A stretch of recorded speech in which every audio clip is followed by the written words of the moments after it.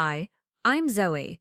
6 months ago, I watched my sister Vanessa walk down the aisle in a dress that cost more than my car, marrying my ex-boyfriend Dylan in what everyone thought was the ultimate act of sibling betrayal. The whispers started before she even reached the altar. Poor Zoe, how devastating. How cruel. What they didn't know was that Dylan and I were texting each other updates throughout the entire ceremony, trying not to laugh as our plan unfolded exactly as we'd hoped. Before we jump back in, tell us where you're tuning from, and if this story touches you, make sure you're subscribed, because tomorrow I've saved something extra special for you. The morning everything changed started like any other Tuesday in Portland. October rain drummed against my apartment windows in the Southeast Division, creating that familiar Pacific Northwest symphony that usually calmed my nerves. I was hunched over my easel, mixing Prussian blue with titanium white, trying to capture the exact shade of melancholy that had been following me around for weeks. My art had always been my escape, the one place where emotions could exist without judgment or explanation. My phone buzzed against the cluttered surface of my makeshift desk. Dylan's name flashed across the screen with a text that made my stomach drop. Emergency coffee meeting. Hawthorne Cafe. Now, trust me, you're going to want to sit down for this. I set my brush down carefully, the way my art professor had taught me years ago when handling delicate situations. Dylan Martinez had been my closest friend since college, the kind of person who knew my coffee order, my deepest fears, and exactly what to say when my family made me feel invisible again. Our brief romantic relationship 3 years ago had lasted exactly 6 weeks before we both realized we made much better friends than lovers. The breakup had been mutual, comfortable, and honestly one of the best decisions we'd ever made. The walk to Hawthorne Cafe took me through the heart of the neighborhood I'd grown to love. Tree-lined streets with their canopy of golden leaves, vintage shops with hand-painted signs, and the kind of authentic Portland charm that made tourists take endless photos. I pulled my oversized cardigan tighter around my shoulders, not just because of the October chill but because Dylan's text had carried an urgency that made my chest feel tight. I found him in our usual corner booth, his dark hair slightly disheveled and his normally bright eyes clouded with something I couldn't quite read. 2 cups of coffee sat steaming on the wooden table between us, and his hands were wrapped around his mug like he was trying to absorb its warmth. When he looked up and saw me approaching, his expression shifted to something between relief and apprehension. "Okay, you're scaring me," I said, sliding into the booth across from him. "What's going on? Did something happen with your job? Your family?" Dylan took a long sip of his coffee, then set the mug down with deliberate care. "Zoe, I need you to promise me you'll hear me out before you react. This is going to sound completely insane, but I think I might have a solution to your Vanessa problem." My sister Vanessa had always been the golden child in the Harper family. 2 years older than me, she possessed the kind of effortless confidence that made rooms go quiet when she entered. While I spent my teenage years hunched over sketchbooks and hiding behind my bangs, Vanessa was homecoming queen, valedictorian, and the daughter who never seemed to put a foot wrong. Our parents, Patricia and Robert Harper, had always made it clear through their actions, if not their words, that Vanessa was their priority. The latest chapter in what I'd started calling The Vanessa Show had begun 6 months earlier when she announced her engagement to Marcus, a successful lawyer from Seattle. The wedding planning had consumed our family's attention entirely. Every conversation, every family dinner, every holiday gathering had been hijacked by discussions of flowers, venues, and guest lists. I'd grown used to being the afterthought, the daughter who was expected to be supportive and excited while my own life and accomplishments faded into the background noise. "What kind of solution?" I asked, though something in Dylan's expression made me nervous. He had the look he got when he was about to suggest something that was either brilliant or completely reckless, and with Dylan, those two things weren't mutually exclusive. "Your sister's problem isn't just that she gets all the attention," Dylan said slowly. "It's that she's gotten so used to being the center of everything that she's lost sight of how her actions affect other people. Specifically, how they affect you." I nodded, because this wasn't news to me. Vanessa's ability to unconsciously monopolize every situation had been a constant source of frustration throughout my life. Birthday dinners that somehow became about her latest achievement. Holiday gatherings where my art shows were mentioned in passing, while her job promotions were celebrated with champagne toasts. It wasn't malicious, exactly, but it was exhausting. So what are you suggesting? I asked, though part of me already suspected where this conversation was heading. Dylan leaned forward, his voice dropping to a whisper even though the cafe was nearly empty. What if we gave her something so shocking, so completely unexpected, that it forced your family to see how they've been treating you? What if we made them confront their own behavior by giving them a front row seat to what real betrayal looks like? The rain outside seemed to intensify, creating a cocoon of sound around our conversation. I stared at Dylan, trying to process what he was suggesting. You want to fake date me again? Dylan, we tried that in college. Remember, it was weird for everyone involved. Not date you, he said, his eyes meeting mine with an intensity that made my breath catch. I want to date Vanessa. The words hung in the air between us like a challenge. I felt my mouth open and close without any sound coming out, a sensation that reminded me of being underwater. Dylan continued talking, his voice gaining momentum as he laid out what was clearly a plan he'd been thinking about for a while. Think about it, Zoe. Your family sees Vanessa as this perfect daughter who can do no wrong, but what happens when she does something that's genuinely hurtful? What happens when she's the one causing pain instead of just unconsciously ignoring it? They'll have to acknowledge that their golden child isn't perfect, and maybe, just maybe, they'll start to see how they've been treating you. I wrapped my hands around my coffee mug, using the warmth to ground myself in the moment. The logical part of my brain was screaming that this was a terrible idea, that it would only create more drama and hurt feelings. But there was another part of me, a part I rarely let speak up, that was intrigued by the possibility of finally being seen by my family. Dylan, this is crazy. Even if Vanessa agreed to date you, which is a huge if, considering she's engaged, my parents would never take my side. They'd find a way to make it my fault somehow. Would they? Dylan asked, raising an eyebrow. Because from where I'm sitting, it looks like they've been taking you for granted for so long that they've forgotten what it feels like to lose you. Maybe it's time they remembered. The conversation that followed lasted 3 hours and 2 more cups of coffee. Dylan laid out his reasoning with the same methodical approach he brought to his work as a graphic designer. Vanessa, he argued, had spent so many years being catered to that she'd developed a sense of entitlement that extended to taking whatever she wanted, regardless of how it affected others. Our fake relationship years ago had been public enough that everyone in our social circle knew about it, which meant Vanessa pursuing Dylan would appear to be a deliberate act of sister sabotage. But here's the thing, Dylan said, his voice soft but determined. I'm not actually interested in women, Zoe. I haven't been fully honest about that with most people, including your family. This whole plan only works if Vanessa thinks she's stealing something valuable from you, but the reality is, she can't actually hurt you because there's nothing romantic for her to take. This revelation shouldn't have surprised me as much as it did. Looking back, there had been signs throughout our friendship that I'd either missed or unconsciously ignored. The way he never talked about dating women after our brief relationship ended, his extensive knowledge of Broadway musicals and interior design, the fact that he'd never shown genuine romantic interest in any of the women our friend group had tried to set him up with over the years. How long have you known? I asked, and immediately regretted the question. It sounded accusatory when what I felt was actually protective concern for my friend. Honestly, I think I've always known, but I spent a lot of years trying to convince myself otherwise. Our relationship was actually really helpful for me because it confirmed what I'd suspected. You're an amazing person, Zoe, but being with you romantically felt like playing a role rather than being myself. I reached across the table and squeezed his hand.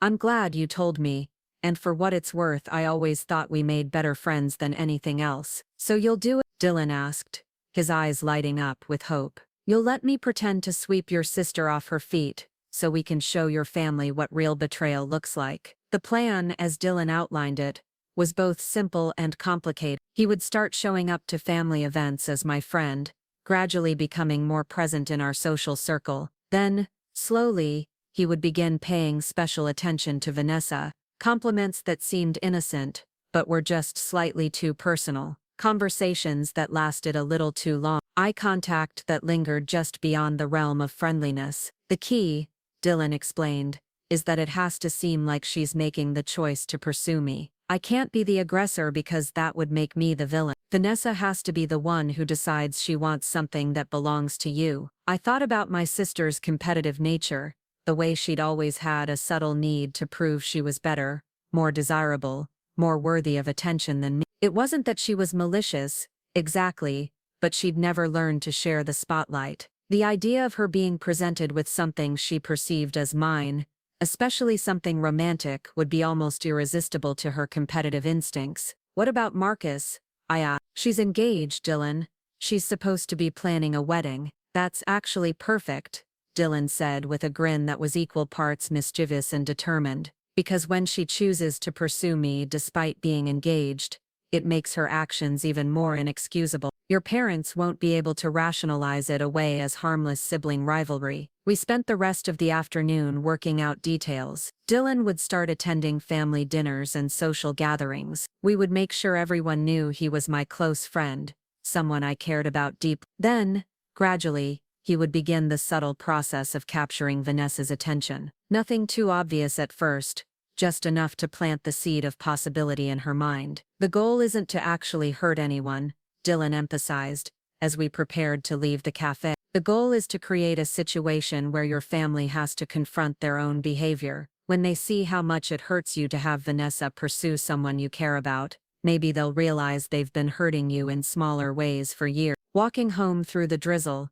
I felt a mixture of excitement and terror that reminded me of standing at the edge of a high diving board as a child. Part of me knew this plan could backfire spectacularly. There were so many variables we couldn't control, so many ways it could go wrong. But there was also a part of me that was tired of being invisible, tired of watching my sister effortlessly claim every spotlight while I stood in the shadows. That evening, I sat in my studio apartment, surrounded by canvases that captured different moods and moments from my life. Landscapes that reflected my love for the Pacific Northwest, portraits of people lost in thought, abstract pieces that tried to make sense of emotions too complex for words. My art had always been my way of processing the world, but lately, it felt like I was painting the same theme over and over again: isolation, longing, the ache of wanting to be seen. I picked up my phone and scrolled through social media, landing on Vanessa's Instagram page. Her engagement photos were still pinned at the top of her feed,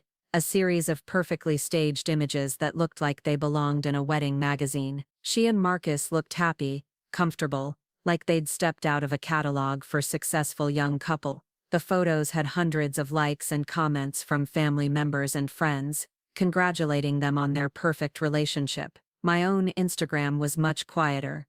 Photos of my artwork, shots of Portland's beautiful scenery, the occasional picture with Dylan or my small circle of close friends. My follower count was a fraction of Vanessa's.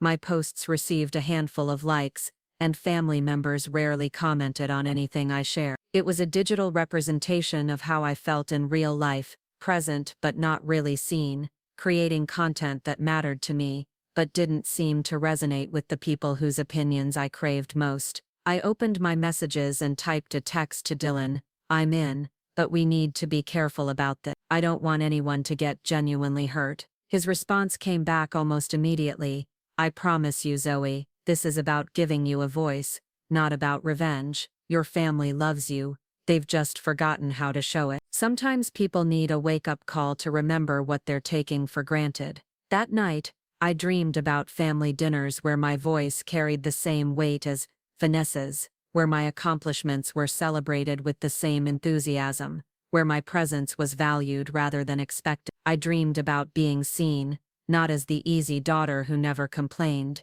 but as someone whose feelings mattered enough to protect. When I woke up the next morning, the October sun was streaming through my windows and I felt something I hadn't experienced in years: anticipation for the next family gathering. For the first time in my adult life, I was going to be more than just a supporting character in the Harper family story. I was going to be the protagonist of my own narrative, even if no one else knew it yet. The plan was set in motion, and there was no turning back. Dylan and I spent the next week refining our strategy like generals preparing for battle. We met every evening after work, usually at small cafes or bookstores around Southeast Portland, places where we could talk without running into anyone from my family's social circle. He brought a notebook where he'd written down everything he knew about Vanessa's personality, her interests, her weaknesses and her trigger. Your sister responds to intellectual challenges, Dylan observed, flipping through pages of notes that looked more like a psychological profile than a dating strategy. She likes to feel like the smartest person in the room, but she also craves validation from people she perceives as being on her level, or above it. I watched him study his notes with the same intensity he brought to his design projects, and I felt a surge of gratitude for having such a dedicated friend. You know, most people would think this level of planning is overkill for what's essentially a prank. This isn't a prank, Zoe, Dylan said, looking up from his notebook with serious eyes. This is about changing the fundamental dynamic in your family. That requires precision, not just good intentions. He was right. Of course, half-hearted efforts wouldn't be enough to shift patterns that had been established over decades. If we were going to do this, we needed to do it right. The first test came sooner than expected. That Friday, my mother called with her usual Friday evening invitation to Sunday dinner. Just family this time, she said, which meant Vanessa, Marcus, my parents and me. Vanessa has some wedding updates to share, and your father wants to discuss the rehearsal dinner arrangements. Actually, Mom, would it be okay if I brought Dylan? He's been such a good friend lately, and I thought it might be nice for him to get to know everyone better. There was a pause on the other end of the line, the kind of silence that suggested my mother was trying to figure out if this request had hidden implications. Dylan, the young man you dated briefly a few years ago? Yes, but we're just friends now. Really good friends. I think you'd like him. Well, I suppose that would be fine. You know how much food I always make anyway. Just let me know for sure by Saturday so I can plan accordingly. After hanging up, I texted Dylan with the update. His response was immediate. Game time. I'll pick you up at 4:30 on Sunday. Wear something that makes you feel confident but not like you're trying too hard. Sunday afternoon arrived with the kind of crisp October weather that made Portland look like a postcard. I chose a deep burgundy sweater that brought out the red highlights in my brown hair, paired with dark jeans and boots that made me feel grounded and strong. When Dylan knocked on my door, he was holding a bouquet of flowers that looked expensive but not overly romantic. For your mother, he explained when he saw my questioning look. First impressions matter, and I want her to like me before I start corrupting her favorite daughter. The drive to my parents' house in the Hawthorne district took us through neighborhoods that held decades of memory. I pointed out landmarks from my childhood, the elementary school where I'd first discovered my love of art, the park where Vanessa and I had spent countless summer afternoons, the ice cream shop where my family had celebrated small victories and milestones over the years. Tell me again why you think this will work, I said as we pulled into my parents' driveway. The house looked exactly the same as it had throughout my childhood, a charming craftsman-style home with a well-maintained garden and the kind of front porch that suggested domestic happiness and stability. Because your sister has spent her entire life being the person everyone wants, Dylan said, turning off the engine and turning to face me. She's never had to work for attention or affection. The idea that someone might choose you over her, even in something as simple as friendship, is going to challenge everything she believes about her place in the world. We sat in the car for a moment, both of us staring at the house where I'd grown up, feeling perpetually second best. Then Dylan reached over and squeezed my hand. Remember, Zoe, this isn't about making your family love you more. They already love you. This is about making them realize that love isn't enough if it doesn't come with respect and consideration. You deserve to be seen, heard and valued. Don't let anyone convince you otherwise. Taking a deep breath, I nodded and opened the car door. It was time to introduce Dylan Martinez to the Harper family dinner table, and I had no idea how dramatically it would change all of our lives. The moment we stepped through the front door, I could smell my mother's famous pot roast and the subtle tension that always seemed to permeate family gatherings. Patricia Harper emerged from the kitchen, wiping her hands on a dish towel, her smile brightening genuinely when she saw the flowers Dylan carried. You must be Dylan, she said, accepting the bouquet with the kind of gracious warmth she reserved for guests. Zoe has mentioned you so many times over the years. It's wonderful to finally meet you properly. Dylan's charm was immediate and effortless. He complimented the house's original hardwood floors,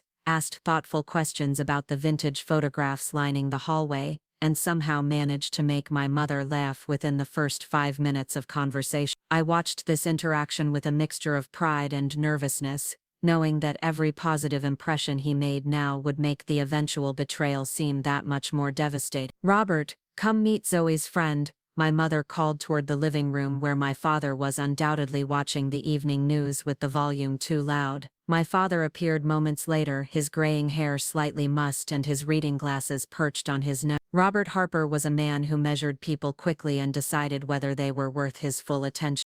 Preparing and narrating this story took us a lot of time, so if you are enjoying it, subscribe to our channel. It means a lot to us. Now back to the story. I held my breath as he shook Dylan's hand, wondering if my friend would pass whatever internal test my father was conducting. "Dylan Martinez," Dylan said, his handshake firm and confident. "Thank you for having me in your home, Mr. Harper. Zoe speaks about your family with such fondness. What kind of work do you do, son?" my father asked, and I recognized the tone. This was the beginning of his standard interrogation routine, the same series of questions he'd asked every boy I'd brought home since high school. "Graphic design, primarily for small businesses and nonprofit organizations. I enjoy helping people tell their stories visually." Dylan's answer was perfect, professional enough to earn respect, but creative enough to align with the artistic sensibilities my father had always claimed to value, even if he'd never fully supported my own artistic pursuits. The conversation was interrupted by the sound of heels clicking against hardwood, and Vanessa made her entrance with the kind of timing that suggested she'd been waiting upstairs for the perfect moment. She descended the staircase like she was making a grand entrance at a gala, her blonde hair perfectly styled and her outfit carefully chosen to look effortlessly elegant. "Sorry I'm late," she said, though she wasn't actually late. "Marcus is stuck in Seattle for another week, so it's just me tonight." I watched Dylan's face carefully as Vanessa approached, looking for any sign that he was reconsidering our plan. Instead, I saw something that looked almost like fascination, the way someone might study an interesting painting or sculpture. He was analyzing her, I realized, cataloging her mannerisms and expressions for future reference. "Vanessa, this is Dylan," I said, stepping slightly closer to him in what I hoped looked like casual intimacy. "Dylan, my sister Vanessa." The handshake between them lasted exactly the right amount of time to seem polite, but not overly interested. Dylan smiled warmly but not too warmly, complimented her dress without being effusive, and managed to convey just the right amount of friendly interest to plant a seed without seeming like he was flirting with his friend's sister. Dinner unfolded with the familiar rhythm of Harper family gatherings. My parents dominated the conversation with questions about Vanessa's wedding preparations, her job at the marketing firm, and Marcus's latest legal victory. I fell into my usual role as the supportive audience, asking follow-up questions and making encouraging comments while my own life remained largely unexplored territory.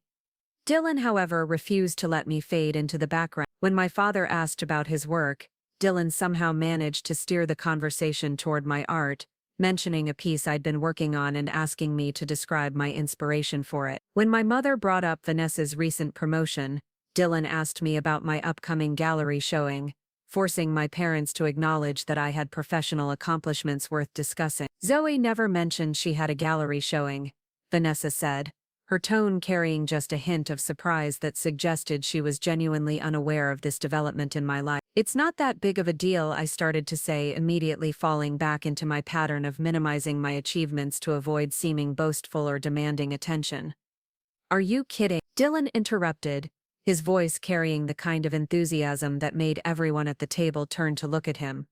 "Zoe's work is incredible. She has this ability to capture emotions in landscapes that most artists spend years trying to develop." The gallery owner specifically sought her out after seeing her work at the Pearl District Art Walk. I felt my cheeks flush with embarrassment and pleasure. Dylan wasn't exaggerating exactly, but he was presenting my accomplishments in the most favorable possible light, the way my family had always done for Vanessa's achievements but rarely for mine. "That does sound impressive," my father said, and I caught something in his voice that might have been pride mixed with surprise, as if he was just now realizing that his younger daughter might be more accomplished than he'd understood. You'll have to let us know when the opening is, my mother added. We'd love to come support you. The words should have made me happy, but instead I felt a familiar ache in my chest. They'd love to come support me now, when Dylan was there to advocate for my worth, but how many other achievements had they overlooked when I hadn't had someone else to highlight their importance? Vanessa seemed to sense the shift in attention, because she immediately launched into a detailed description of the wedding venue's recent renovations and the challenges of coordinating with vendors across 2 states. Within minutes, the conversation had returned to its familiar territory, with Vanessa at the center and everyone else orbiting around her concerns and interests. But something had changed. Dylan continued to find ways to include me in conversations, to ask my opinion on topics, to treat me like someone whose thoughts and feelings mattered. And I noticed Vanessa noticed. Her eyes followed Dylan's movements, tracked his expressions when he spoke to me, cataloged the easy familiarity between us. After dinner, we moved to the living room for coffee and the traditional Harper family interrogation period disguised as casual conversation. My parents settled into their usual spots on the sectional sofa, Vanessa curled up in the window seat she'd claimed as her throne since childhood, and Dylan and I shared the love seat near the fireplace. "So Dylan," Vanessa said, her voice carrying the bright, interested tone she used when she was gathering information. "How long have you and Zoe been friends?" "We met in college," Dylan replied, his hand resting casually on the back of the sofa behind me. "Actually dated briefly our senior year, but we realized pretty quickly that we made much better friends than romantic partners." "How mature of you both," my mother commented, and I could hear the approval in her voice. Patricia Harper valued emotional intelligence and practical decision-making above almost everything else. "It really was," Dylan continued. "Zoe is such an important person in my life. I can't imagine not having her friendship, and I think forcing a romantic relationship that wasn't working would have ruined something really precious." I felt Vanessa's attention sharpen, the way it always did when she encountered something that didn't fit her expectations. She was used to being the person that men found irresistible, the one who inspired passionate devotion in romantic pursuit. The idea that someone might value my friendship over romantic possibility with her was clearly an intriguing puzzle. "That's so refreshing," she said, leaning forward slightly. "Most people our age seem to struggle with maintaining friendships after romantic relationships end. It says a lot about both of your character." There was something in her tone that I recognized from childhood, a subtle competitiveness disguised as admiration. Vanessa had always been fascinated by things she couldn't immediately have or understand, and I could see her beginning to view Dylan as an interesting challenge. The evening progressed with seemingly innocent conversations about work, travel, and shared interests. Dylan mentioned his love of hiking and craft breweries, two passions that happened to align perfectly with Vanessa's own hobbies. He talked about his travels through Europe the previous summer, describing art museums and architecture with the kind of knowledge that impressed my father and cultural sophistication that appealed to my mother. But the most crucial moment came when Vanessa mentioned her frustration with the wedding photographer's lack of artistic vision. "Marcus and I want something more creative than the typical posed shots," she explained. "We're looking for someone who can capture the emotion and atmosphere,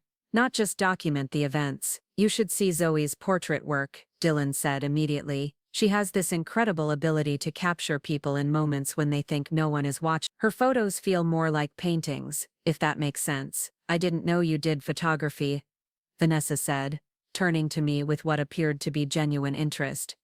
"Just as a hobby," I said, though that wasn't entirely true. I'd been building a small portfolio of portrait and event photography to supplement my income from painting sales. "She's being modest," Dylan said with a grin that managed to be both fond and slightly exasperated. "Zoe photographs the way she paints, with this emotional depth that most people can't achieve technically. She has an eye for finding beauty in unexpected moments." I watched Vanessa process this information, saw her filing away the knowledge that Dylan appreciated my artistic abilities, that he saw value in my work that even my family hadn't fully recognized. There was something calculating in her expression, a look I remembered from childhood when she was trying to figure out how to access something that seemed to belong to me. "Maybe you could show me some of your work sometime," Vanessa said to me, but her eyes remained fixed on Dylan. "I'd love to see what kind of photography inspires such enthusiasm."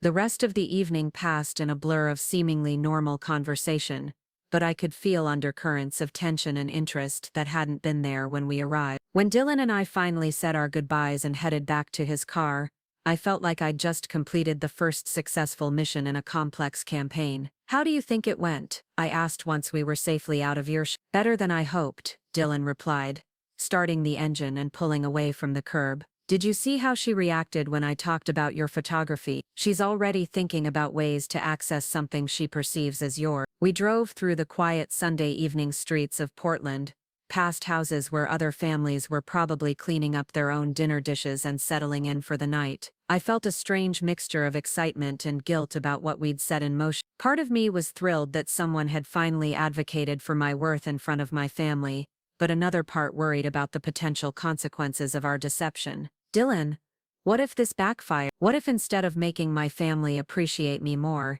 it just causes a huge fight that damages relationships permanently? He was quiet for a moment, navigating a turn before responding. Zoe, relationships that can be permanently damaged by honesty probably weren't as strong as they appeared to begin with. Your family needs to confront how they've been treating you, and sometimes that requires a catalyst. Back at my apartment, we debriefed like political strategists, analyzing a campaign event. Dylan had noticed things I'd missed, the way my father's expression had changed when he talked about my art, the subtle shift in my mother's attention when she realized I had accomplishments she wasn't aware of, the increasing interest in Vanessa's questions about our friendship. The key now is patience, Dylan explained. I can't seem too eager or available.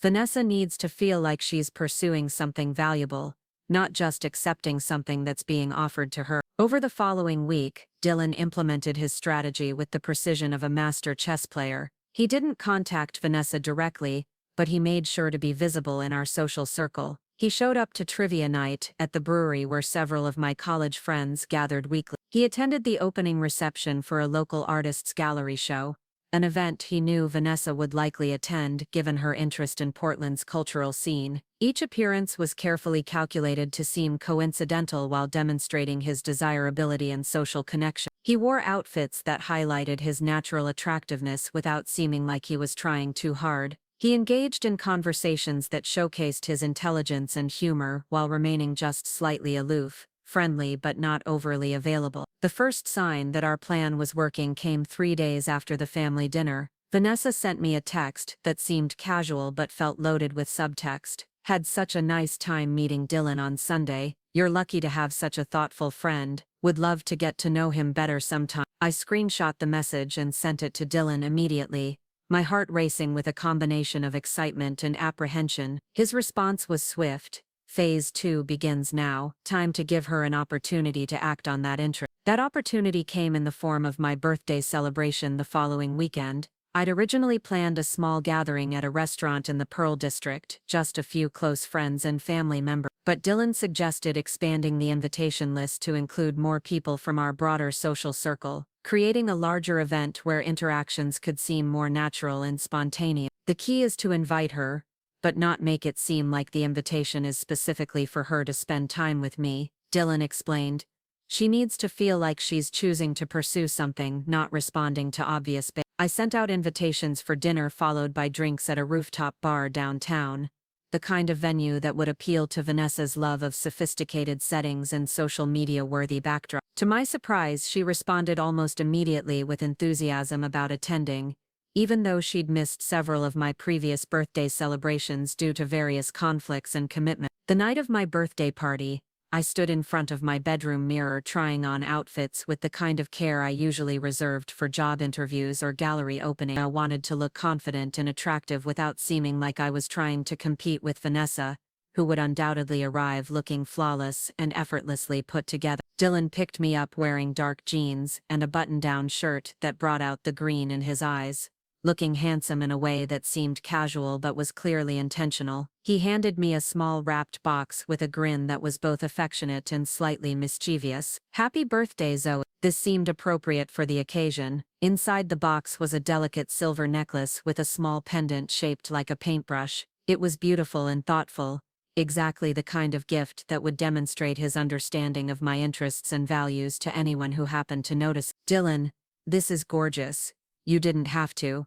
I wanted to," he said, stepping behind me to fasten the clasp at the back of my neck. His fingers were gentle against my skin, and for a moment I wondered what it would feel like if our relationship were real instead of an elaborate performance designed to teach my family a lesson about taking me for granted. The restaurant was already buzzing with conversation when we arrived. My parents had claimed a table near the windows, Vanessa was holding court with several of my college friends, and the atmosphere felt more festive and celebratory than my birthday gatherings usually managed to achieve. What followed was perhaps the most surreal evening of my adult life. I watched Dylan work the room with the skill of a professional diplomat, engaging in conversations with my friends, charming my parents, and maintaining just the right amount of friendly distance from Vanessa to keep her interested without seeming available. But the most shocking part was how different the evening felt with someone actively advocating for my importance. When people asked about my work, Dylan jumped in with specific details about my recent achievement. When conversation turned to other topics, he found ways to include my opinions and perspectives. For the first time in memory, I felt like the center of attention at my own birthday celebration. Vanessa noted. I caught her watching Dylan's interactions with me, studying the easy affection between us, cataloging the ways he prioritized my comfort and happiness throughout the evening. When we moved to the rooftop bar for drinks, she positioned herself in Dylan's vicinity with the practiced subtlety of someone accustomed to attracting male attention without appearing obvious about it. The breakthrough moment came when Dylan excused himself to get drinks for our group. Vanessa immediately volunteered to help him carry them back, creating a perfect opportunity for private conversation away from the rest of the party. I watched them at the bar through the floor-to-ceiling windows, Dylan's body language remaining friendly but not particularly intimate while Vanessa leaned closer than necessary to be heard over the music. She was employing all of her considerable charm, the brilliant smile and engaged eye contact that had been capturing male attention since we were teenagers. When they returned with the drinks, something had shifted. Vanessa's energy seemed brighter, more animated, and Dylan's responses to her comments carried a warmth that hadn't been there earlier in the evening.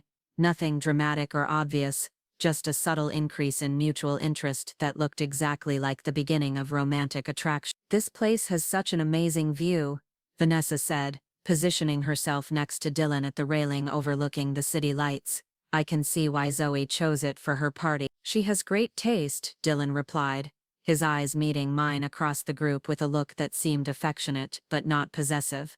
"I'm just glad she included me in her celebration." The rest of the evening continued with increasingly obvious signs of interest from Vanessa. She laughed a little too loudly at Dylan's jokes, found excuses to touch his arm during conversation, and made several pointed references to her photography interests and her need for creative inspiration for the wedding. By the time we said goodbye outside the bar, I felt like I'd witnessed the opening moves of a complex chess match. Vanessa hugged me with unusual enthusiasm and made sure to mention how much she'd enjoyed getting to know Dylan better. She suggested we all get together again soon, maybe for hiking or a weekend trip to the coast. "That went even better than expected," Dylan said once we were alone in his car. "She's definitely interested, and she's already starting to rationalize why pursuing me would be acceptable behavior." I stared out the window at the Portland skyline, the city lights blurring slightly as fatigue and emotional exhaustion caught up with me. "Dylan, watching her flirt with you tonight, seeing how easily she could just decide she wanted something that belonged to me, it hurt more than I expected it to." "That's exactly why we're doing this," Dylan said gently.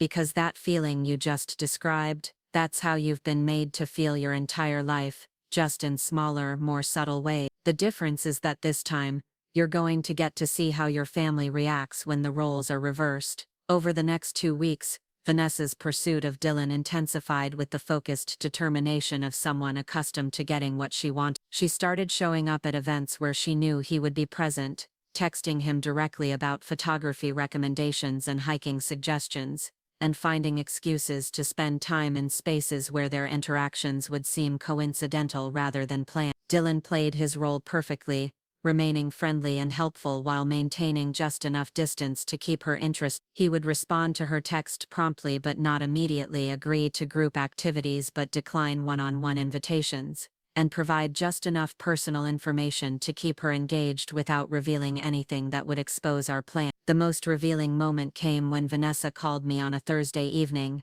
ostensibly to chat about wedding details, but clearly fishing for information about Dylan. "I've been thinking about what Dylan said about your photography," she began, her tone casual but with an undercurrent of focused interest. I'm wondering if he might be interested in helping with some engagement photo. Marcus and I want something more artistic than what our current photographer is offering. I'm sure he'd be happy to give you some advice, I said carefully, although he's pretty busy with his own clients right now. Of course, I wouldn't want to It's just that he seems to understand artistic vision in a way that most people don't, and he clearly appreciates your work so much. It's nice to see someone recognize your talents the way they deserve to be recognized. There it was, the subtle suggestion that Dylan saw value in me, that others including my own family had missed. Vanessa was beginning to frame her interest in him as a way of accessing something valuable that belonged to me, exactly as Dylan had predicted. He is a good friend, I agree. I'm lucky to have someone who supports my work the way he does. You really are, Vanessa said, and I could hear something calculating in her voice. I hope you know how much I admire your friendship with him. It's so rare to find someone who truly understands and appreciates you. After we hung up, I sat in my kitchen, feeling a mixture of vindication and sadness. Vanessa was following the script perfectly, but her words had inadvertently highlighted exactly what had been missing from my family relationships for so many years. Dylan did understand and appreciate me in ways that felt foreign and precious precisely because they'd been so absent from my life. The plan was working, but I was beginning to understand that success would come with costs I hadn't fully anticipated. Watching my sister systematically pursue someone I cared about, even knowing it was orchestrated, was forcing me to confront just how much pain I'd been absorbing and normalizing throughout my life. The next phase would test whether my family was capable of recognizing that pain when the stakes were raised and the dynamics were reversed. But first, Vanessa would have to make her move, and Dylan would have to decide exactly how far he was willing to let this charade progress in service of giving me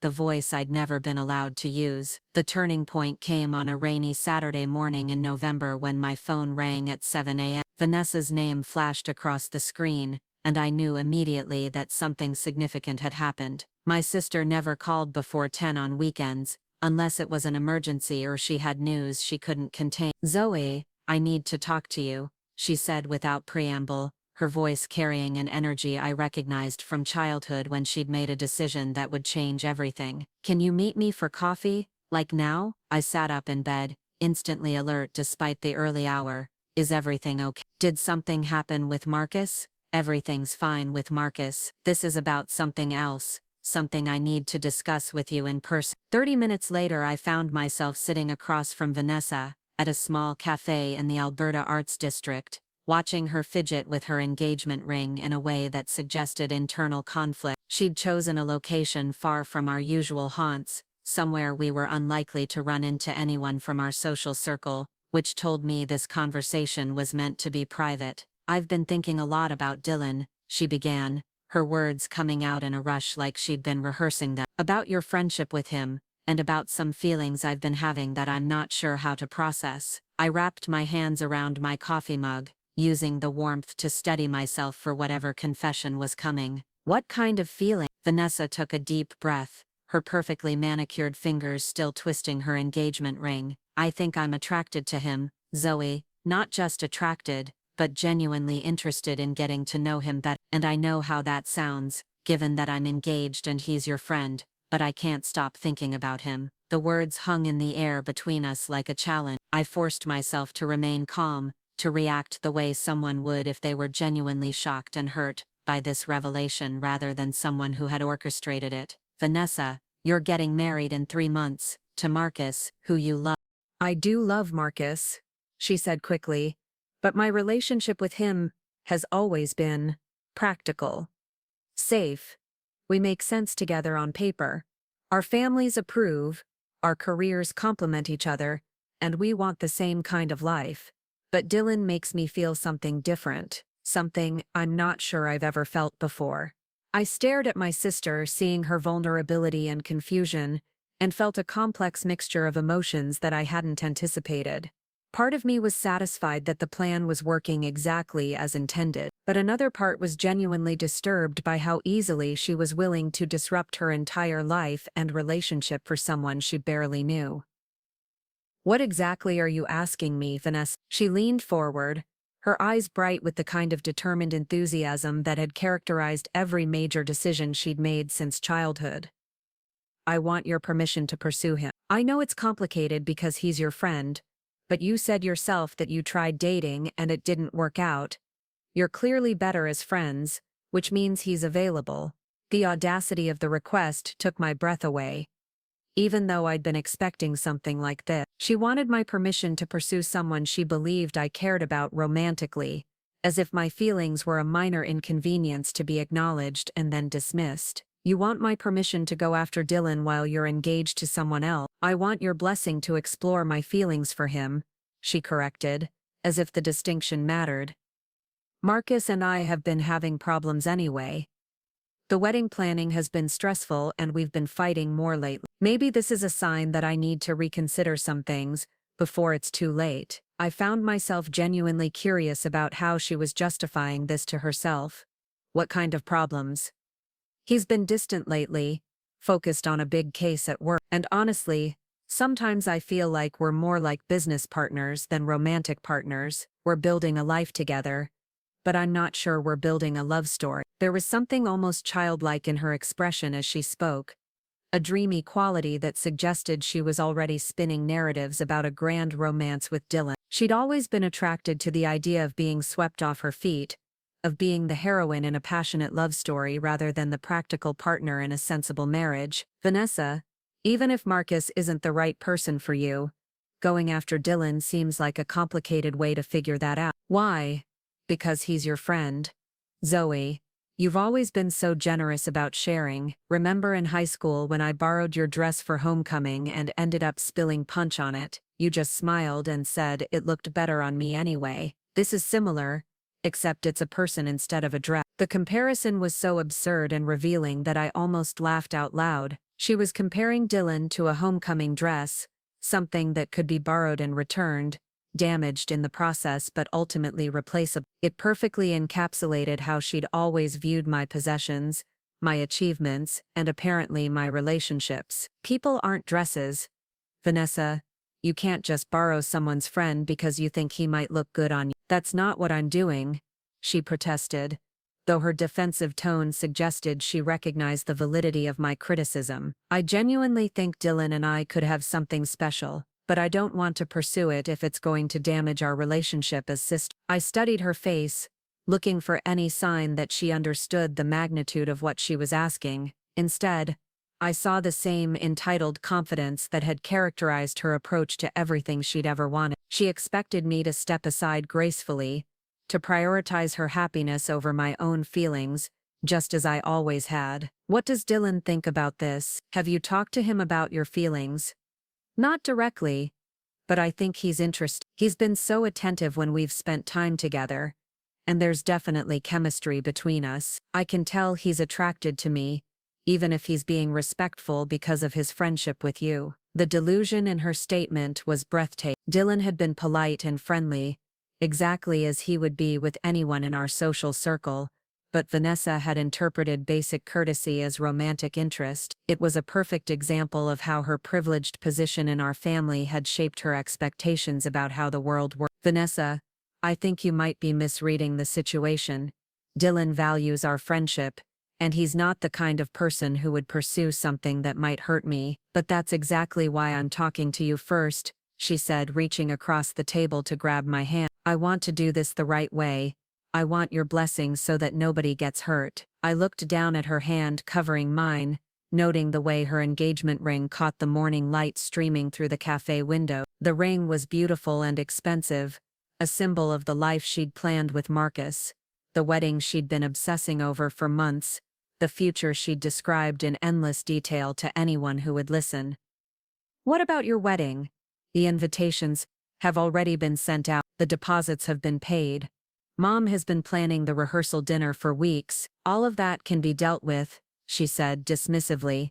Money and logistics aren't good reasons to marry someone if you're not sure they're the right person. And honestly, canceling the wedding now would be better than divorcing later. There was something chilling about how easily she was willing to discard Marcus and their shared plan. I found myself wondering if she'd ever truly loved him, or if he'd simply been the most suitable option available when she'd decided it was time to get married. "Have you talked to Marcus about any of this?" "Not yet. I wanted to talk to you first, to see if pursuing Dylan was even a possibility. There's no point in blowing up my relationship with Marcus if you're going to forbid me from exploring my feelings for Dylan." The casual way she discussed blowing up her relationship revealed everything about her character and her priority. Marcus wasn't a person she loved who deserved honesty and respect. He was an obstacle to something she wanted more. "I need time to think about this, Vanessa. This is a lot to process." "Of course," she said, though I could see impatience flickering behind her understanding smile. "But don't take too long. Okay? I feel like I'm in this weird limbo where I can't move forward with Marcus and I can't explore things with Dylan. It's emotionally exhausting." After we parted ways outside the cafe, I sat in my car for 20 minutes trying to process what had just happened. The plan was working better than Dylan and I had dared to hope, but the reality of my sister's selfishness was more devastating than I'd expected. She wasn't just willing to hurt me to get what she wanted, she expected me to help her do it. I drove straight to Dylan's apartment, using my spare key to let myself in when he didn't answer the door. I found him in his home office, working on a design project with headphones on, completely absorbed in his creative process. When he saw me, he immediately pulled off his headphones and turned to face me.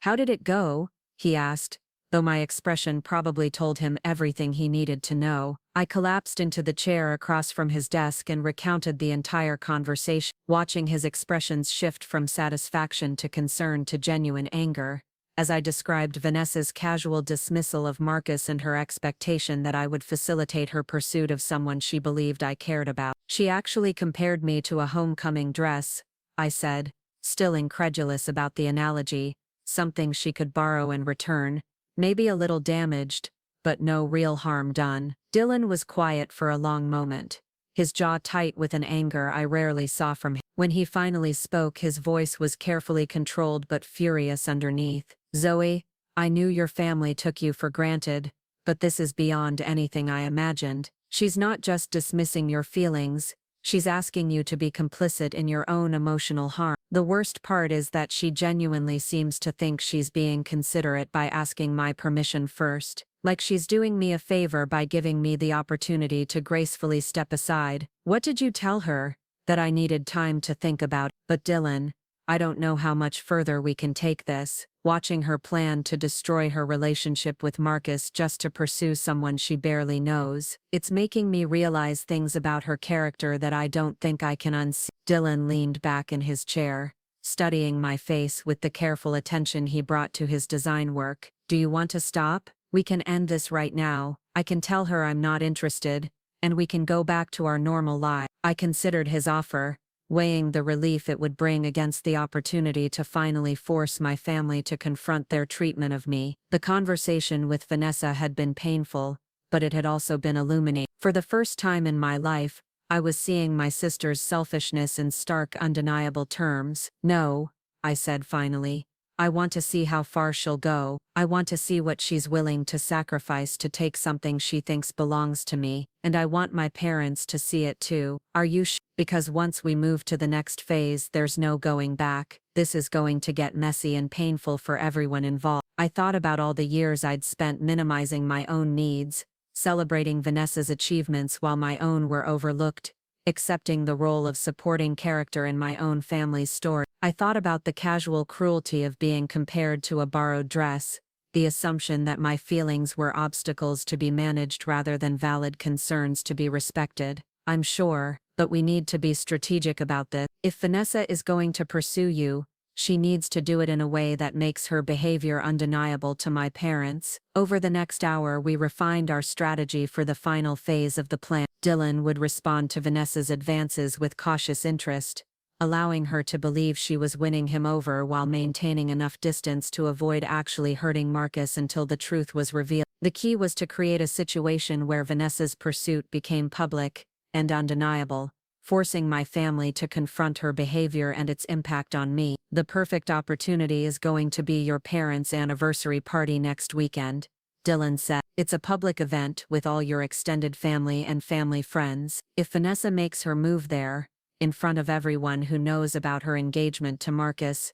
The consequences will be immediate and unavoidable. I felt a flutter of nervousness mixed with anticipation. The anniversary party would be the perfect stage for the final act of our elaborate performance, but it would also be the point of no return. Once Vanessa revealed her true character in front of our entire extended family, the damage to our relationships would be permanent. What if this destroys our family permanently?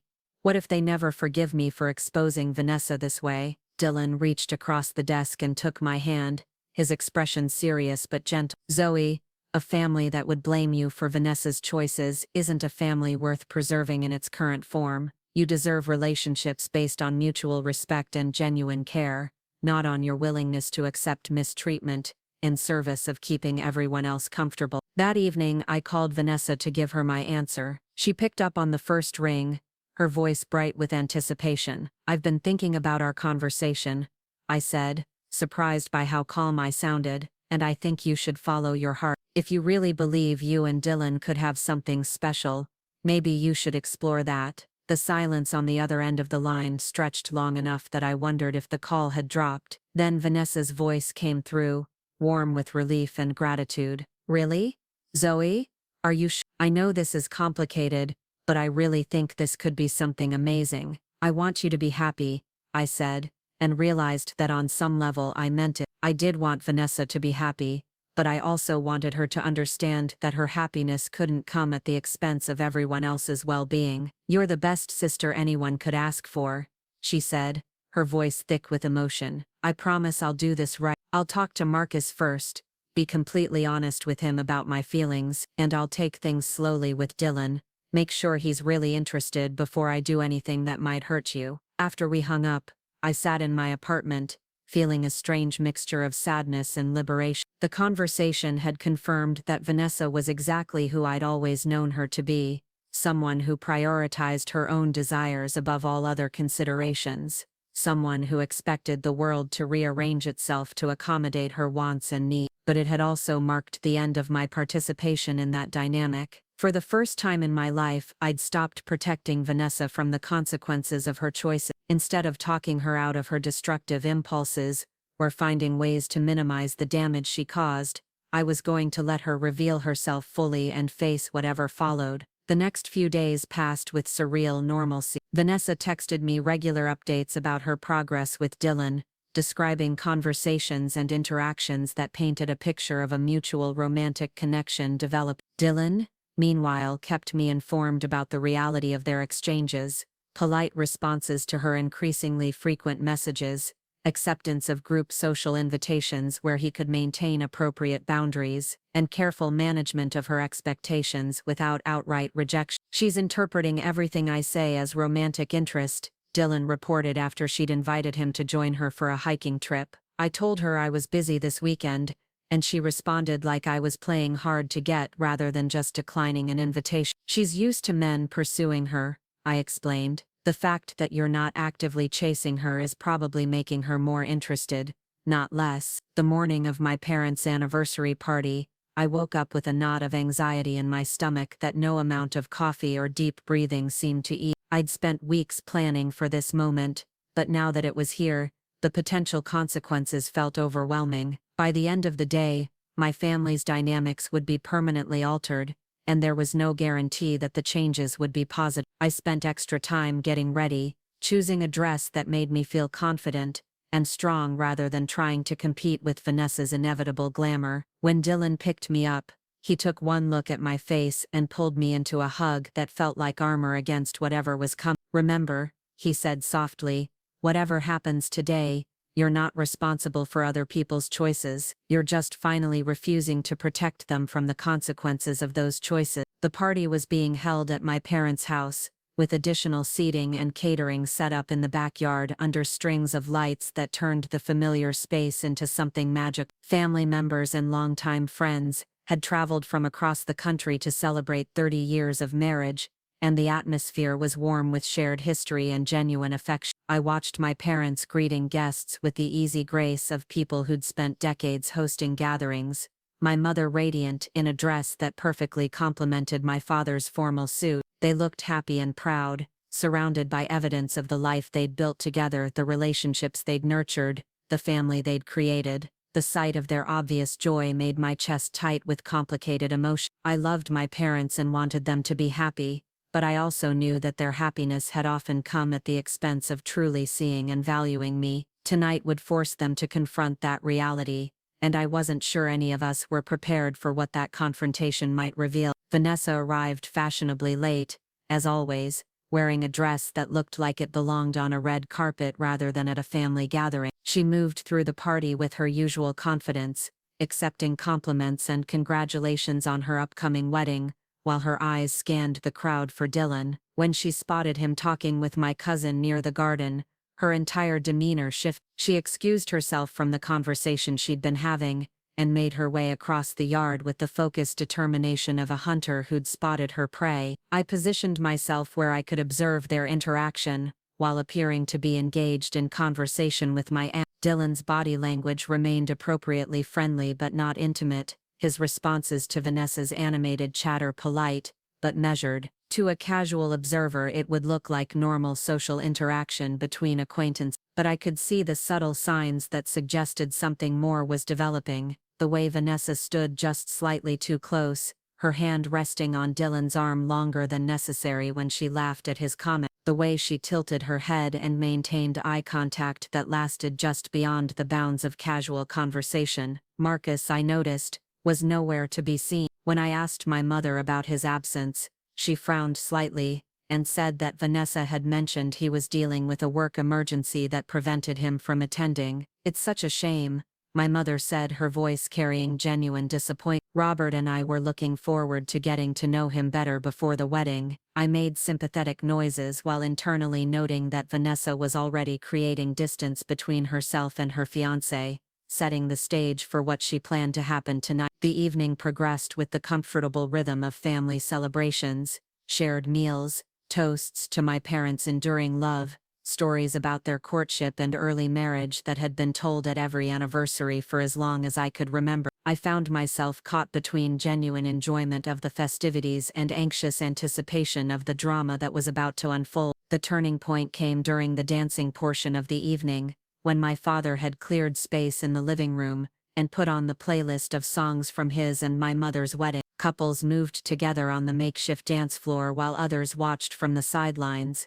the atmosphere warm with romantic nostalgia. Vanessa approached Dylan with a smile that was both confident and vulnerable, extending her hand in invitation. "Dance with me." I watched Dylan's face carefully, looking for any sign that he was reconsidering our plan. Instead, I saw resolve mixed with something that might have been sadness. He accepted her hand and led her onto the dance floor, maintaining appropriate distance while she moved closer than strictly necessary. From across the room I could see family members beginning to notice the interaction. Subtle glances, raised eyebrows, whispered comments between couples who remembered Dylan as my former boyfriend and current close friend. The attention was exactly what we'd hoped for, but seeing it manifest in real time made my stomach churn with nervousness. The song ended, but Vanessa didn't step away.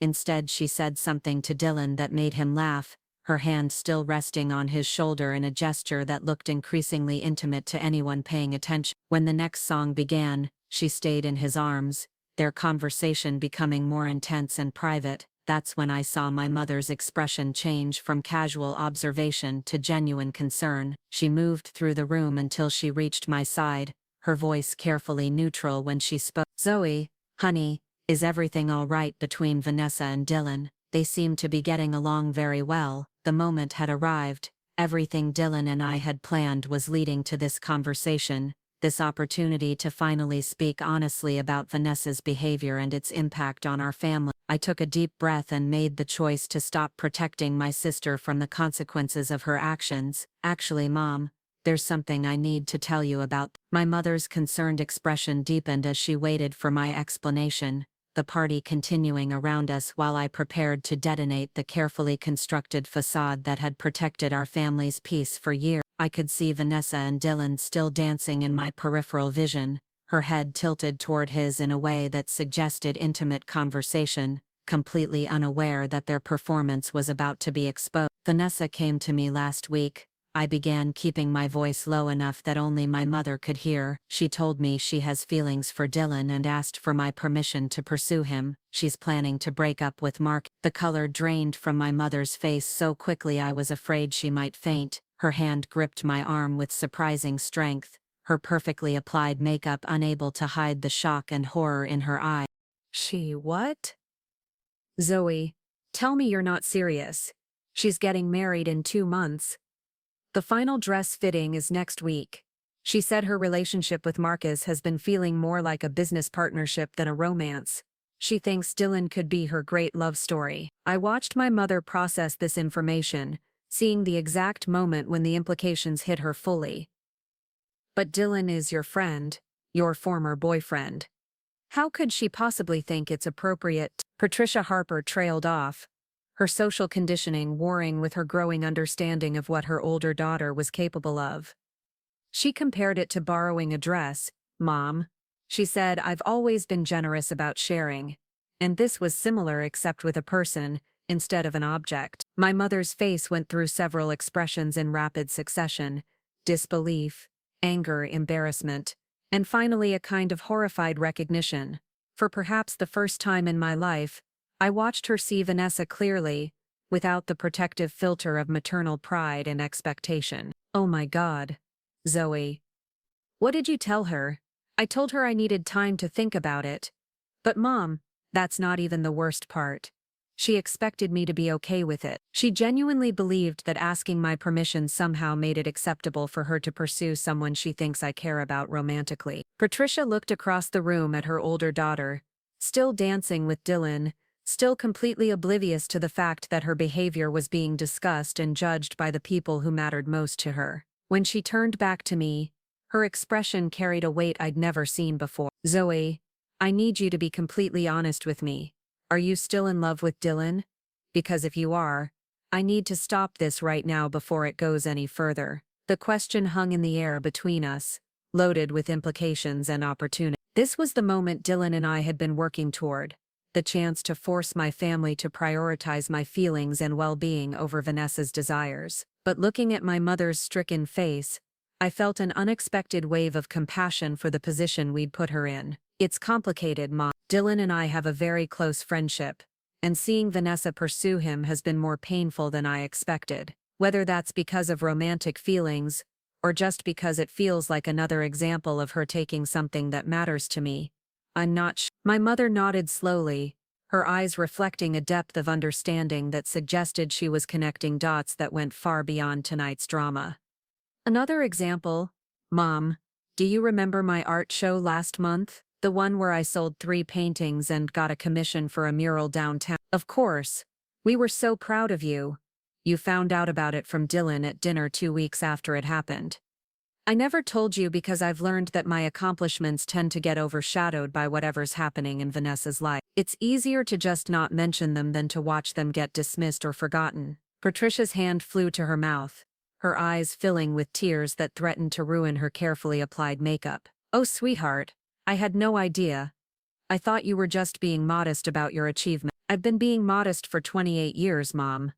I've been small and quiet and accommodating because that's what kept the peace. But watching Vanessa casually decide she wants Dylan, knowing she expects me to step aside to make her pursuit easier, has made me realize how much I've been shrinking myself to make room for her happiness. Before my mother could respond, the music stopped and Vanessa appeared at our sides, her face flushed with excitement and what looked like triumph. She seemed oblivious to the tension radiating from our small group, too caught up in her own romantic fantasy to read the room. Mom, Zoe, I need to talk to you both. Dylan and I have been having the most incredible conversation, and I think there's something special happening between us. I know this is complicated with the wedding and everything, but I think I might be falling in love. The words hit the air like a bomb exploding in slow motion. I watched my mother's face transform from shock to something approaching fury, while other family members who had been subtly observing our interaction suddenly found reasons to move closer, sensing that drama was about to unfold. Vanessa Marie Harper, my mother said, her voice carrying the kind of authority that had terrified me as a child. You are engaged to Marcus. You have a wedding planned for January 15th. What exactly are you telling me right now? Vanessa's confident smile faltered slightly, but she pressed forward with the determination of someone who'd convinced herself she was the heroine of a romantic movie. I'm telling you that sometimes life surprises you with something unexpected. Marcus and I have been growing apart anyway, and meeting Dylan has made me realize that I might be settling for comfortable instead of waiting for extraordinary. Meeting Dylan? Patricia's voice was dangerously quiet. Vanessa, Dylan is Zoe's friend, her former boyfriend. You've known him for months. Well, yes, but I never really got to know him until recently. And Mom, the connection between us is undeniable. Even Dylan admits he's never felt anything like this before. I glanced across the room at Dylan, who was standing near the bar with my cousin, his expression carefully neutral but his posture tense. He was close enough to hear our conversation, close enough to intervene if necessary, but far enough away to avoid being immediately implicated in whatever was about to happen. What about Zoe's feelings?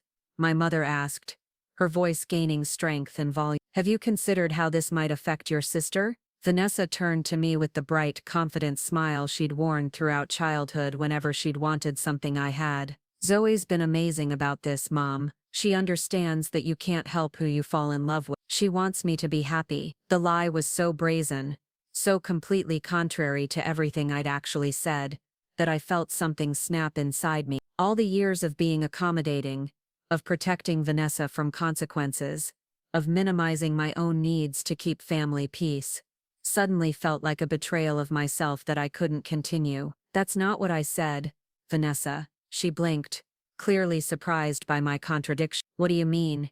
You said I should follow my heart. I said you should follow your heart after you told me you'd already decided you were going to pursue Dylan regardless of how I felt about it. I said you should be honest with Marcus about your feelings instead of planning to cheat on him at family gatherings. The accusation hung in the air like a physical presence. I could see family members throughout the room beginning to understand that something significant was happening. Conversation stopping mid-sentence as attention turned toward our increasingly public confrontation. I'm not cheating on Marcus, Vanessa protested, but her voice lacked conviction. I'm just exploring my feelings. There's a difference, is there? I asked, my voice carrying a strength I didn't know I possessed. Because from where I'm standing, it looks like you're pursuing another man while wearing his engagement ring, at our parents' anniversary party, in front of our entire extended family. My father appeared at my mother's side, his expression grave as he took in the scene that was rapidly becoming the evening's main entertainment. What's going on here, girls? Before anyone could answer, Vanessa made the mistake that would define the rest of the evening. Instead of acknowledging the validity of my concerns or recognizing the inappropriateness of her behavior, she doubled down on her entitlement with a response that revealed everything about her character. Daddy, I'm in love. Real love, not the practical relationship I have with Mark. Dylan makes me feel alive in a way I've never experienced before. Isn't that worth more than a wedding that was planned more for show than for genuine feeling? Robert Harper had always been protective of his daughters, but he was also a man who valued integrity and commitment above romantic feelings. His response was immediate and devastating.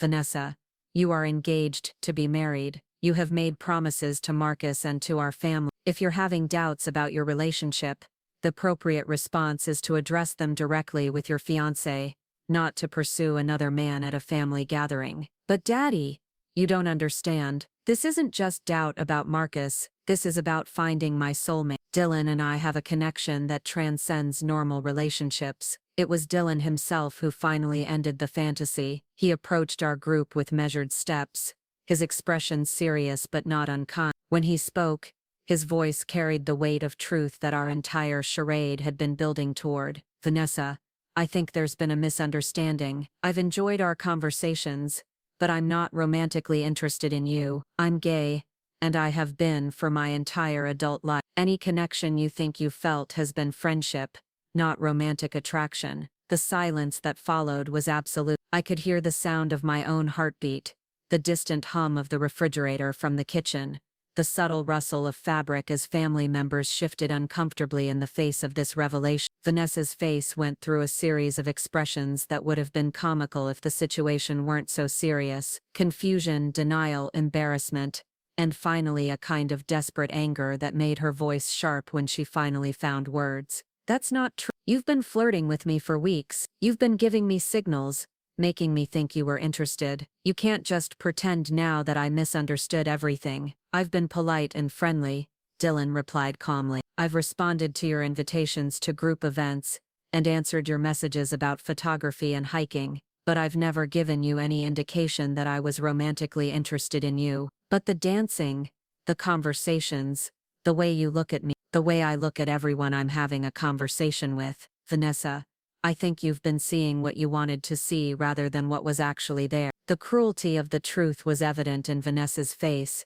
but it was a cruelty that had been necessitated by her own delusions and entitlement. She had constructed an entire romantic narrative based on polite social interaction, and now that narrative was crumbling in front of everyone who mattered to her. But it was what happened next that truly revealed the depth of her character. Instead of accepting responsibility for her misinterpretation, instead of acknowledging the pain she'd been willing to cause me and Marcus, she turned her humiliation into an attack. This is your fault, isn't it, Zoe? You set this up somehow. You and Dylan planned this whole thing to humiliate me. The accusation was so close to the truth that I felt my breath catch. For a moment I was terrified that our entire plan was about to be exposed, that the lesson we'd tried to teach would be dismissed as manipulation rather than recognized as a necessary revelation. But then I realized that even if Vanessa was right about our orchestration, she was still wrong about everything that mattered. We hadn't forced her to pursue Dylan, we hadn't made her dismiss Marcus's feelings or my own, we hadn't compelled her to prioritize her desires over everyone else's well-being. I didn't make you do anything, Vanessa. I didn't make you decide you were unhappy with Marcus. I didn't make you ask my permission to pursue someone you thought I cared about. I didn't make you assume that Dylan was interested in you based on basic politeness. All I did was stop protecting you from the consequences of your own choices. You've always been jealous of me, she shot back, her voice rising to a level that made conversation impossible to ignore throughout the house. You've always resented that I'm more successful, more attractive, more accomplished. This is your way of trying to tear me down. The cruelty of the accusation, delivered in front of our entire extended family, was breathtaking. But it was also, I realized, a gift, because it revealed to everyone present exactly who Vanessa was when she felt threatened, exactly how she viewed our relationship, exactly what she thought about me. More accomplished? I repeated, my voice carrying a strength that surprised even me. Vanessa, you've been engaged for 8 months and you were ready to throw away your relationship for a man you've known for 6 weeks. You were willing to hurt me, hurt Marcus, and embarrass our family because you decided you wanted something that seemed to belong to someone else. How is that accomplished? At least I take risks for love instead of hiding behind art projects and letting life pass me by, she snapped, her anger making her reckless with her words. At least I don't treat people like objects to be borrowed and returned when I'm done with them. The argument was interrupted by my father's voice, carrying the kind of authority that had ended disagreements throughout my childhood. That's enough, both of you. But it was my mother who delivered the words that would change everything. Patricia Harper had been watching the exchange with growing horror, seeing perhaps for the first time the dynamic that had shaped her daughter's relationship for decades. Vanessa, I think you need to leave. Tonight and this conversation have revealed some things about your character that I need time to process. Zoe, I owe you an apology that's probably 20 years overdue. The party effectively ended with that statement. Family members began making polite excuses and gathering their belongings, the celebration atmosphere completely destroyed by the drama that had unfolded. Vanessa stood in the center of the room for a moment, looking around at faces that no longer held the automatic admiration and approval she'd grown accustomed to. Fine, she said finally, her voice thick with tears and rage. I'll leave. But don't expect me to apologize for trying to find happiness, and don't expect me to forget how all of you treated me tonight. She gathered her purse and coat with the dramatic flair of someone who believed she was making a grand exit, but the effect was diminished by the fact that most of the family was already looking away, embarrassed by the scene she'd created. After she left, the house felt strangely quiet despite the number of people still present. Family members spoke in hushed tones, clearly processing what they'd witnessed, while my parents moved through the motions of saying goodbye to guests with the mechanical politeness of people in shock. Dylan appeared at my side as the last of the family members departed, his expression a mixture of relief and concern. "Are you okay?" That was more intense than we expected. "I'm okay," I said, and realized I meant it. "I'm actually better than okay." For the first time in my life I stood up to her. I told the truth about how she treats people, and I didn't apologize for it. "Your mother wants to talk to you," he said softly. "She's been waiting until everyone left." I found my parents in the kitchen, surrounded by the debris of the evening's festivities, dirty dishes, empty glasses, and the remnants of celebration that now seemed like artifacts from another lifetime. They looked older somehow, weighed down by revelations that had shattered some fundamental assumptions about their family. "Zoe, sit down, sweetheart," my mother said, her voice gentler than I'd heard it in years. "We need to have a conversation that's probably overdue." I took a seat at the kitchen table where I'd done homework as a child, where we'd shared countless family meals, where decisions about my life had been made without my input for as long as I could remember. But this time felt different. This time I was there as an equal participant, rather than a child waiting for direction. "I've been thinking about what you said tonight," my father began, his voice carrying a weight that suggested careful consideration. "About your art show, about feeling like your accomplishments get overshadowed. I'm ashamed to say that I think you're right. We've been so focused on managing Vanessa's intensity, on making sure she felt supported and celebrated, that we lost sight of how our attention was distributed," my mother added. "But that's not an excuse, it's an explanation, and it's not good enough." I felt tears building behind my eyes, not from sadness, but from the relief of finally being seen clearly by the people whose opinion mattered most to me. I didn't speak up because I didn't want to cause problems. I thought if I was the easy daughter, the one who didn't need extra attention, that would be enough. "That was never your job," my father said firmly. "It was our job to make sure both of our daughters felt equally valued and supported. We failed at that, and I'm sorry." "What Vanessa said about you tonight, about being jealous and resentful," my mother continued, "that was cruel and untrue, but it also made me realize how much pain you must have been carrying for her to think those accusations would be believable." We talked for 2 hours, the conversation ranging from specific incidents I'd been hurt by, to broader patterns of family interaction that had developed over decades. It was painful and healing in equal measure, the kind of honest discussion that tears down old structures to build something stronger. "What happens now?" I asked finally. "With Vanessa, I mean, and with Mark." "Vanessa needs to figure out what she wants and take responsibility for her choices," my mother said. "If she decides she doesn't want to marry Marcus, that's her decision to make. But she needs to handle it honestly and directly, not through manipulation or expectation that everyone else will clean up her mess. And regardless of what she decides about Marcus, she owes you an apology," my father added. "A real one, not the kind where she apologizes for how you feel instead of for what she did." Dylan had been quietly washing dishes during our conversation, giving us space for family discussion while making himself useful. When he finally joined us at the table, my parents turned to him with expressions of gratitude and respect that felt significant. "Dylan, thank you for being such a good friend to Zoe," my mother said, "and I'm sorry tonight put you in such an uncomfortable position." "Zoe is one of the most important people in my life," he replied simply. "I'd do anything to protect her from being hurt, even if it means having difficult conversations or being in awkward situations. That's what family should do," my father said. And I realized he was speaking as much to me as to Dylan.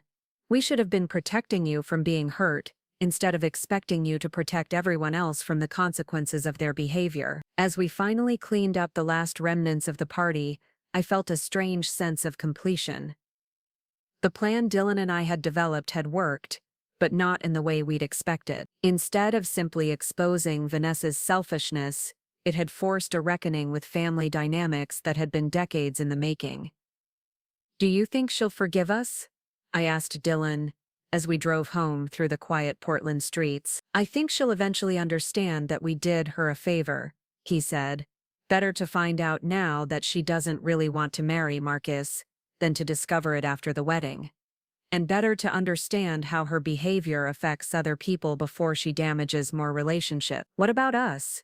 Are we going to be okay after all this deception?" Dylan pulled up in front of my apartment and turned to face me, his expression serious but warm. "Zoe, The only deception was letting Vanessa believe I was straight and available. Everything else was just refusing to manage her expectations and protect her from reality. Our friendship is stronger than ever. Walking up to my apartment, I felt lighter than I had in years. The weight of protecting everyone else's feelings, of minimizing my own needs, of being the accommodating daughter who never caused problems, had been lifted from my shoulders. For the first time in my adult life, I was free to be myself without apology, and I finally understood what that meant. 3 weeks later, I was sitting in my studio apartment on a Saturday morning, painting with a freedom I hadn't felt in years. The canvas in front of me was bold and vibrant, full of colors that seemed to pulse with life and energy. For the first time, my art wasn't about capturing melancholy or longing. It was about celebration, about the joy of finally taking up space in my own life. The silence in my apartment had taken on a different quality since the anniversary party. It wasn't the heavy quiet of isolation, or the tense hush of someone afraid to make too much noise. It was peaceful, restorative, the kind of silence that comes when you're finally comfortable being alone with yourself. My phone buzzed with a text from Dylan. Coffee at 11. I have news about the gallery opening. The gallery opening he was referring to was my upcoming solo exhibition at a small but respected space in the Pearl District. The owner had approached me directly after seeing my work at a group show, offering me 3 months to prepare a collection that would represent my artistic evolution. It was the kind of opportunity I dreamed about for years, and for the first time, I was approaching it without the anxiety that my success might somehow diminish someone else's happiness. I met Dylan at our usual cafe, noting how relaxed he seemed compared to the careful tension he'd carried during the weeks leading up to the anniversary party. Coming out to my family, even under such dramatic circumstances, had lifted a weight from his shoulders that I hadn't realized he'd been carrying. The gallery owner wants to do a feature article about your work in Portland Monthly, he said, his excitement evident in his voice. They're calling it Emerging Voices, artists who are reshaping the Portland art scene. You're going to be the cover story. I stared at him, trying to process the magnitude of what he was telling me. Portland Monthly was the kind of publication that my parents read religiously, that Vanessa had always aspired to be featured in for her marketing work. Being the cover story would mean recognition on a scale I'd never imagined possible. Are you serious? They want to put my work on the cover. Not just your work, you. They want to do a full interview about your artistic process, your inspiration, your journey as an artist. Zoe, this is huge. This is the kind of exposure that launches career. I felt a familiar flutter of anxiety, the old instinct to downplay my accomplishments or worry about how they might affect other people. But then I caught myself recognizing the pattern and consciously choosing to respond differently. This is incredible, I said, allowing myself to feel the full weight of excitement without qualification. I can't believe this is actually happening. Believe it, Dylan said with a grin. You're talented, you're hardworking, and you deserve every bit of success that comes your way. No apologies, no minimizing, no worrying about taking up too much space. The conversation was interrupted by my phone ringing. Marcus's name appeared on the screen, and I felt a jolt of surprise mixed with apprehension. I hadn't spoken to him since the night of the party, though I'd heard through family channels that he and Vanessa had finally had the conversation about their relationship that should have happened months earlier. I should probably take this, I told Dylan, stepping outside the cafe to answer the call. Zoe, hi, I hope it's okay that I'm calling. I got your number from your mom. Of course it's okay. How are you holding up? There was a pause, the kind of silence that suggested he was choosing his words carefully. I'm doing better than I expected, actually. Vanessa and I had a long conversation about everything that happened at your parents' party. We've decided to call off the wedding. I'm sorry, Marcus. I know that can't be easy. Honestly, it's a relief. The conversation we should have had months ago made it clear that we both had doubts we weren't addressing. What happened with Dylan was just the catalyst that forced us to be honest about problems that already exist. I felt a complex mixture of emotions, relief that Marcus wasn't devastated, guilt about my role in the situation, and genuine concern for both him and Vanessa as they navigated this major life change. How is Vanessa handling it? She's struggling, but not in the way you might expect. I think she's realizing that her feelings for Dylan were more about escaping her doubts about our relationship than about genuine romantic connection. She's been doing a lot of thinking about why she was so ready to throw away our engagement for someone she barely knew. That sounds like healthy self-reflection. It is. And Zoe, she asked me to tell you that she wants to talk to you when she's ready. She knows she owes you an apology, but she wants to make sure it's a real one, not just words to make herself feel better. After we hung up, I stood outside the cafe for a moment, processing this unexpected development. The idea that Vanessa was engaging in genuine self-reflection, that she was taking responsibility for her behavior rather than blaming others, was more than I dared to hope. Dylan appeared beside me, having paid for our coffee and gathered our things. Everything okay? Marcus and Vanessa called off the wedding, and apparently she wants to apologize to me when she's ready to do it properly. How do you feel about that? I considered the question carefully, checking in with my emotions rather than defaulting to what I thought I should feel. Hopeful, I think. Not hopeful that we'll go back to the way things were, but hopeful that we might be able to build something better. The next few weeks passed in a blur of preparation for the gallery opening and interviews for the magazine feature. I found myself speaking about my art with a confidence I'd never possessed before, describing my work and my process without the self-deprecating qualifiers I'd used for years. The journalist who interviewed me was a woman in her 40s named Sarah Chen, who had a gift for asking questions that revealed deeper truths about creativity and artistic identity. We talked for hours about my evolution as an artist, about the relationship between personal growth and artistic expression, about finding your voice in a world that often encourages conformity. There's something different about your recent work, she observed, studying the paintings I'd selected for the exhibition. The earlier pieces are beautiful, but they feel contained, almost apologetic. These new works are bold, unapologetic, fully realized. I think I finally stopped worrying about taking up too much space, I said, surprising myself with the honesty of the answer. For most of my life I've been making myself smaller to accommodate other people's needs. Recently I've been learning to make myself the right size for my own life. That's a powerful shift.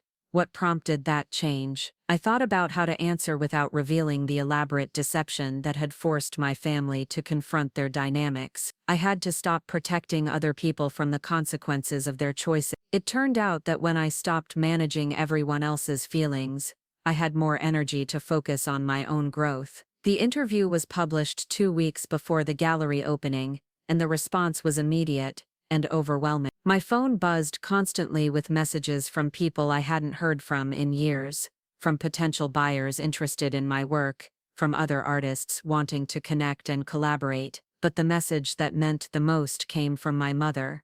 Zoe, your father and I read the article this morning. We're so proud of you, and so sorry it took us this long to truly see your talent. We love you. The gallery opening was scheduled for a Friday evening in December, just as Portland's winter rain was settling in for the season. I arrived early to help with the final preparations, my nerves balanced by an excitement that felt pure and uncomplicated. Dylan was already there, hanging the last few pieces with the gallery owner and making sure the lighting showcased each painting to its best advantage. He'd insisted on handling all the technical details, so I could focus on being present for the evening, rather than worrying about logistics. You ready for this? He asked, stepping back to admire the collection as a whole. I looked around the gallery space, seeing my work displayed with the kind of respect and prominence I'd dreamed about for years. The paintings told the story of my artistic journey, from the contained landscapes of my early work to the bold, expressive pieces I'd created in recent months. I'm ready, I said, meaning it completely. The opening was everything I'd hoped for and more. The gallery filled with people who were genuinely interested in my work, who asked thoughtful questions about my techniques and inspiration. I sold 6 paintings that night, including one to a collector who specialized in emerging Pacific Northwest artists. But the most meaningful moment came when I spotted my parents entering the gallery, looking around with expressions of pride and wonder. They'd dressed up for the occasion, my mother in an elegant black dress and my father in his best suit, treating my opening with the same respect they'd always shown Vanessa's achievements. Zoe, this is incredible, my mother said, embracing me with tears in her eyes. I had no idea your work had evolved so much. These paintings are stunning. We're so proud of you, my father added, his voice thick with emotion. And so sorry we haven't been to your shows before. That changes now. As the evening progressed, I noticed someone standing at the edge of the crowd, partially hidden behind a pillar. When I looked closer, I realized it was Vanessa, dressed simply in jeans and a sweater, her usual confident demeanor replaced by something that looked like uncertainty. Our eyes met across the room, and she gave me a tentative smile before making her way over. The crowd around us seemed to sense the significance of the moment, creating space for a conversation that had been weeks in the making. Congratulations, she said softly. Your work is beautiful. I had no idea you were this talented. Thank you for coming. I know this can't be easy. I deserve to feel uncomfortable, she replied, her voice carrying a weight I'd never heard before. Zoe, I owe you an apology, a real one, not the kind where I apologize for how you feel instead of for what I did. I nodded, waiting for her to continue. I was selfish and entitled.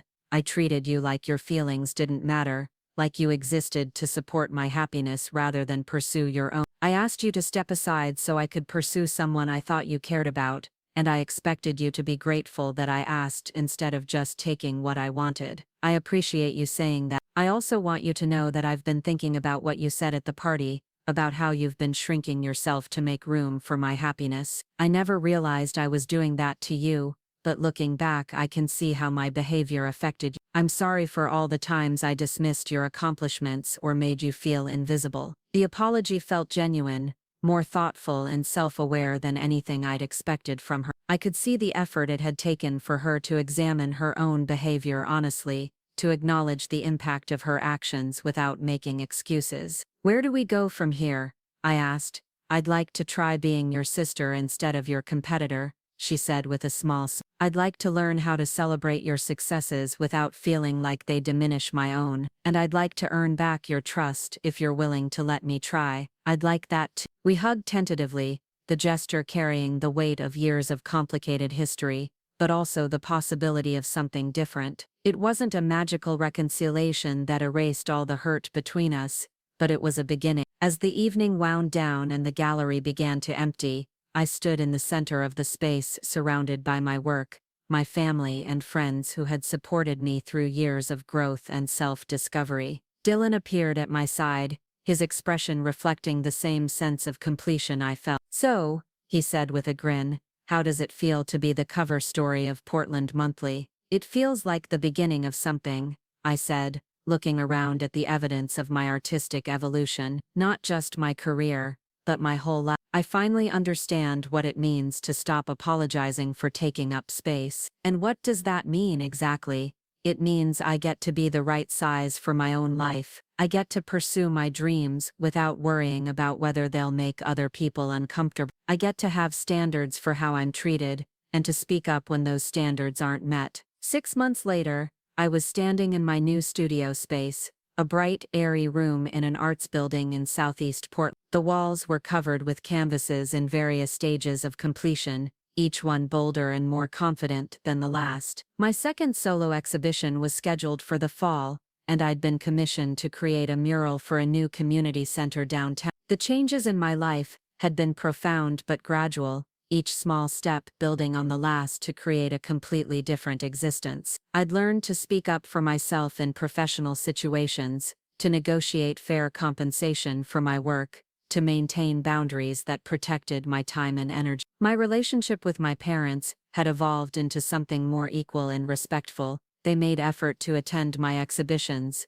to ask about my work, to treat my career with the same seriousness they'd always shown Vanessa's achievement. The shift hadn't been without awkward moments, but it had been genuine and sustained. Vanessa and I were still rebuilding our relationship, but we were doing it honestly, acknowledging the patterns that had damaged us both and working to create something healthier. She'd started therapy to address her competitive tendencies and her need for external validation, while I'd learned to advocate for myself instead of retreating into accommodating silence. Dylan remained my closest friend and strongest supporter, our bond deepened by the shared experience of orchestrating the confrontation that had changed our family dynamic. He'd started dating someone seriously, a kind and funny man, named James, who appreciated both Dylan's creativity and his loyalty to the people he loved.